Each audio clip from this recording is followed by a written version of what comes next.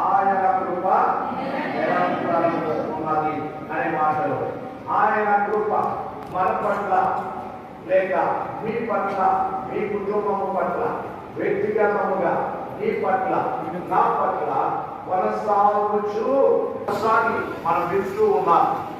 గడిచిన సంవత్సరాంతములు ఈ కీర్తనల నుండి విన్నారు.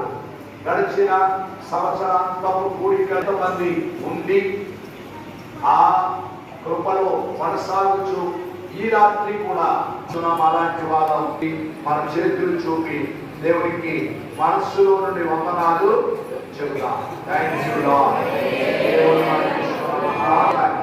దేవుడు ఇస్తున్నా, నాకు ఇస్తున్నా, మనకు అనుగ్రహిస్తున్నా ఆయన కృపను బట్టి కృతజ్ఞులమై ఉంటాం. ఈ రీతిగా మనం సాగుతున్నామంటే కారణం ఏమిటి? మన గొప్పతనమా, మన శక్తి, మన బలమా, మన జ్ఞానమా? కాదు, ఆయన కృపయే.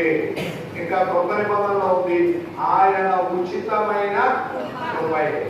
కృప అనేది దేవుడే తన పక్షముగా, దేవుడి యొద్ద నుండి ఏకపక్షముగా మనకు దొరుకుచు ఉన్నటువంటి అద్భుతమైన ఆయన దయ. కాబట్టి ఆయన కృపను బట్టి ప్రభువునందు మనం ఎంతో సంతోషిస్తూ ఉన్నాం. చక్కగా ఒక పాట కూడా మనం పాడుకుంటూ ఉంటాం. 501వ పాట.